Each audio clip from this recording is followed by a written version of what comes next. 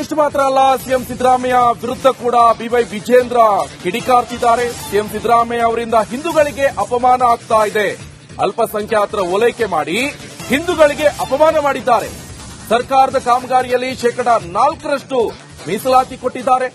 ರಾಜ್ಯ ಸರ್ಕಾರದ ನಡೆ ಸಂವಿಧಾನ ವಿರೋಧಿ ನಡೆ ಅಂತ ಹೇಳಿದ್ದಾರೆ. ಮಾನ್ಯ ಮುಖ್ಯಮಂತ್ರಿಗಳು, ಹಣಕಾಸಿನ ಸಚಿವರು ಬಜೆಟ್ ಅನ್ನ ಮಂಡನೆ ಮಾಡಿದ್ದಾರೆ.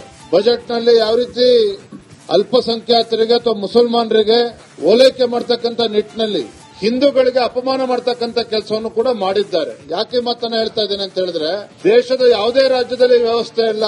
ಸರ್ಕಾರಿ ಕಾಮಗಾರಿಗಳಲ್ಲಿ 4% ರಿಸರ್ವೇಶನ್ ಅನ್ನ ಕೊಟ್ಟಿರ್ತಕ್ಕಂಥದ್ದು. ಇದು ಸಂಪೂರ್ಣವಾಗಿ ಕಾನೂನಿನ ವಿರುದ್ಧವಾಗಿರ್ತಕ್ಕಂಥದ್ದು. ಒಂದು ಕಡೆ ಸರ್ಕಾರಿ ಕಾಮಗಾರಿಗಳಲ್ಲಿ 4% ರಿಸರ್ವೇಶನ್ ಕೊಟ್ಟಿದ್ದಾರೆ. ಮುಸಲ್ಮಾನರಲ್ಲಿ ಏನು ವಿದ್ಯಾರ್ಥಿಗಳು ಹೊರದೇಶಕ್ಕೆ ಶಿಕ್ಷಣಕ್ಕೆ ಹೋಗ್ತಾರೆ, ಉನ್ನತ ಶಿಕ್ಷಣಕ್ಕೆ 20 ಲಕ್ಷ ಇದ್ದದನ್ನ 30 ಲಕ್ಷಕ್ಕೆ ಏರಿಸಿದ್ದಾರೆ. ಹಿಂದೂ ಹೆಣ್ಣು ಮುಸಲ್ಮಾನ್ ಹೆಣ್ಮಕ್ಳಿಗೆ ಈಗಾಗಲೇ ಶಾದಿ ಭಾಗ್ಯ ಕೊಟ್ಟಿದ್ದಾರೆ. ಹಿಂದೆ ಅವ್ರಿಗೂ ಕೂಡ ಹಣಕಾಸಿನ ಒಂದು ಧನ ಸಹಾಯವನ್ನು ಕೊಡ್ತಾ ಇದ್ದಾರೆ. ಮತ್ತೆ ಮುಸಲ್ಮಾನರ ಹೆಣ್ಮಕ್ಳಿಗೆ ಸೆಲ್ಫ್ ಡಿಫೆನ್ಸ್, ಆತ್ಮರಕ್ಷಣೆಗೆ ಅದಕ್ಕೂ ಕೂಡ 100 ಕೋಟಿ ರೂಪಾಯಿ ರಾಜ್ಯ ಸರ್ಕಾರ. ಇಷ್ಟು ಮಾತ್ರ ಅಲ್ಲ, ಸಿಎಂ ಸಿದ್ದರಾಮಯ್ಯ ವಿರುದ್ಧ ಕೂಡ ಬಿವೈ ವಿಜೇಂದ್ರ ಕಿಡಿಕಾರ್ತಿದ್ದಾರೆ. ಸಿಎಂ ಸಿದ್ದರಾಮಯ್ಯ ಅವರಿಂದ ಹಿಂದೂಗಳಿಗೆ ಅಪಮಾನ ಆಗ್ತಾ ಇದೆ, ಅಲ್ಪಸಂಖ್ಯಾತರ ಓಲೈಕೆ ಮಾಡಿ ಹಿಂದೂಗಳಿಗೆ ಅಪಮಾನ ಮಾಡಿದ್ದಾರೆ. ಸರ್ಕಾರದ ಕಾಮಗಾರಿಯಲ್ಲಿ 4% ಮೀಸಲಾತಿ ಕೊಟ್ಟಿದ್ದಾರೆ. ರಾಜ್ಯ ಸರ್ಕಾರದ ನಡೆ ಸಂವಿಧಾನ ವಿರೋಧಿ ನಡೆ ಅಂತ ಹೇಳಿದ್ದಾರೆ. ಮಾನ್ಯ ಮುಖ್ಯಮಂತ್ರಿಗಳು, ಹಣಕಾಸಿನ ಸಚಿವರು ಬಜೆಟ್ ಅನ್ನ ಮಂಡನೆ ಮಾಡಿದ್ದಾರೆ. ಬಜೆಟ್ನಲ್ಲಿ ಯಾವ ರೀತಿ ಅಲ್ಪಸಂಖ್ಯಾತರಿಗೆ ಅಥವಾ ಮುಸಲ್ಮಾನರಿಗೆ ಓಲೈಕೆ ಮಾಡತಕ್ಕಂಥ ನಿಟ್ಟಿನಲ್ಲಿ ಹಿಂದೂಗಳಿಗೆ ಅಪಮಾನ ಮಾಡತಕ್ಕಂಥ ಕೆಲಸವನ್ನು ಕೂಡ ಮಾಡಿದ್ದಾರೆ. ಯಾಕೆ ಮಾತನ್ನ ಹೇಳ್ತಾ ಇದ್ದೇನೆ ಅಂತ ಹೇಳಿದ್ರೆ, ದೇಶದ ಯಾವುದೇ ರಾಜ್ಯದಲ್ಲಿ ವ್ಯವಸ್ಥೆ ಇಲ್ಲ. ಸರ್ಕಾರಿ ಕಾಮಗಾರಿಗಳಲ್ಲಿ 4% ರಿಸರ್ವೇಶನ್ ಅನ್ನ ಕೊಟ್ಟಿರ್ತಕ್ಕಂಥದ್ದು. ಇದು ಸಂಪೂರ್ಣವಾಗಿ ಕಾನೂನಿನ ವಿರುದ್ಧವಾಗಿರ್ತಕ್ಕಂಥದ್ದು. ಒಂದು ಕಡೆ ಸರ್ಕಾರಿ ಕಾಮಗಾರಿಗಳಲ್ಲಿ 4% ರಿಸರ್ವೇಶನ್ ಕೊಟ್ಟಿದ್ದಾರೆ. ಮುಸಲ್ಮಾನರಲ್ಲಿ ಏನು ವಿದ್ಯಾರ್ಥಿಗಳು ಹೊರದೇಶಕ್ಕೆ ಶಿಕ್ಷಣಕ್ಕೆ ಹೋಗ್ತಾರೆ, ಉನ್ನತ ಶಿಕ್ಷಣಕ್ಕೆ 20 ಲಕ್ಷ ಇದ್ದದನ್ನ 30 ಲಕ್ಷಕ್ಕೆ ಏರಿಸಿದ್ದಾರೆ. ಹಿಂದೂ ಹೆಣ್ಣು ಮುಸಲ್ಮಾನ್ ಹೆಣ್ಮಕ್ಳಿಗೆ ಈಗಾಗಲೇ ಶಾದಿ ಭಾಗ್ಯ ಕೊಟ್ಟಿದ್ದಾರೆ. ಹಿಂದೆ ಅವ್ರಿಗೂ ಕೂಡ ಹಣಕಾಸಿನ ಒಂದು ಧನ ಸಹಾಯವನ್ನು ಕೊಡ್ತಾ ಇದ್ದಾರೆ. ಮತ್ತೆ ಮುಸಲ್ಮಾನರ ಹೆಣ್ಮಕ್ಳಿಗೆ ಸೆಲ್ಫ್ ಡಿಫೆನ್ಸ್, ಆತ್ಮರಕ್ಷಣೆಗೆ ಅದಕ್ಕೂ ಕೂಡ 100 ಕೋಟಿ ರೂಪಾಯಿ ರಾಜ್ಯ ಸರ್ಕಾರ.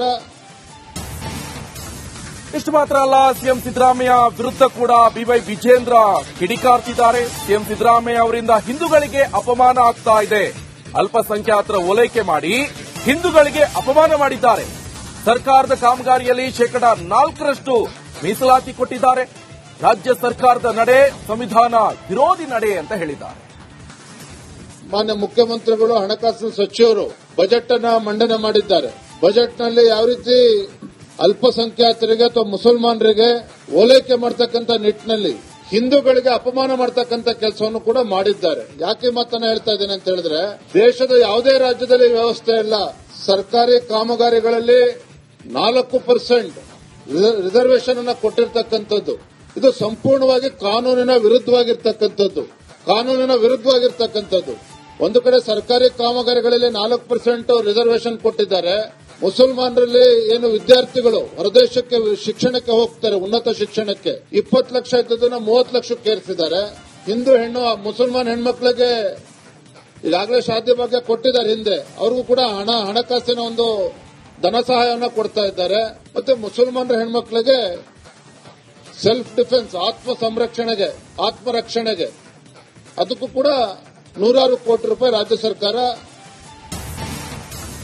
ಇಷ್ಟು ಮಾತ್ರ ಅಲ್ಲ, ಸಿಎಂ ಸಿದ್ದರಾಮಯ್ಯ ವಿರುದ್ಧ ಕೂಡ ಬಿವೈ ವಿಜೇಂದ್ರ ಕಿಡಿಕಾರ್ತಿದ್ದಾರೆ. ಸಿಎಂ ಸಿದ್ದರಾಮಯ್ಯ ಅವರಿಂದ ಹಿಂದೂಗಳಿಗೆ ಅಪಮಾನ ಆಗ್ತಾ ಇದೆ, ಅಲ್ಪಸಂಖ್ಯಾತರ ಓಲೈಕೆ ಮಾಡಿ ಹಿಂದೂಗಳಿಗೆ ಅಪಮಾನ ಮಾಡಿದ್ದಾರೆ. ಸರ್ಕಾರದ ಕಾಮಗಾರಿಯಲ್ಲಿ 4% ಮೀಸಲಾತಿ ಕೊಟ್ಟಿದ್ದಾರೆ. ರಾಜ್ಯ ಸರ್ಕಾರದ ನಡೆ ಸಂವಿಧಾನ ವಿರೋಧಿ ನಡೆ ಅಂತ ಹೇಳಿದ್ದಾರೆ. ಮಾನ್ಯ ಮುಖ್ಯಮಂತ್ರಿಗಳು, ಹಣಕಾಸಿನ ಸಚಿವರು ಬಜೆಟ್ ಅನ್ನ ಮಂಡನೆ ಮಾಡಿದ್ದಾರೆ. ಬಜೆಟ್ನಲ್ಲಿ ಯಾವ ರೀತಿ ಅಲ್ಪಸಂಖ್ಯಾತರಿಗೆ ಅಥವಾ ಮುಸಲ್ಮಾನರಿಗೆ ಓಲೈಕೆ ಮಾಡತಕ್ಕಂಥ ನಿಟ್ಟಿನಲ್ಲಿ ಹಿಂದೂಗಳಿಗೆ ಅಪಮಾನ ಮಾಡತಕ್ಕಂಥ ಕೆಲಸವನ್ನು ಕೂಡ ಮಾಡಿದ್ದಾರೆ. ಯಾಕೆ ಮಾತನ್ನ ಹೇಳ್ತಾ ಇದ್ದೇನೆ ಅಂತ ಹೇಳಿದ್ರೆ, ದೇಶದ ಯಾವುದೇ ರಾಜ್ಯದಲ್ಲಿ ವ್ಯವಸ್ಥೆ ಇಲ್ಲ. ಸರ್ಕಾರಿ ಕಾಮಗಾರಿಗಳಲ್ಲಿ 4% ರಿಸರ್ವೇಶನ್ ಅನ್ನ ಕೊಟ್ಟಿರ್ತಕ್ಕಂಥದ್ದು ಇದು ಸಂಪೂರ್ಣವಾಗಿ ಕಾನೂನಿನ ವಿರುದ್ಧವಾಗಿರ್ತಕ್ಕಂಥದ್ದು.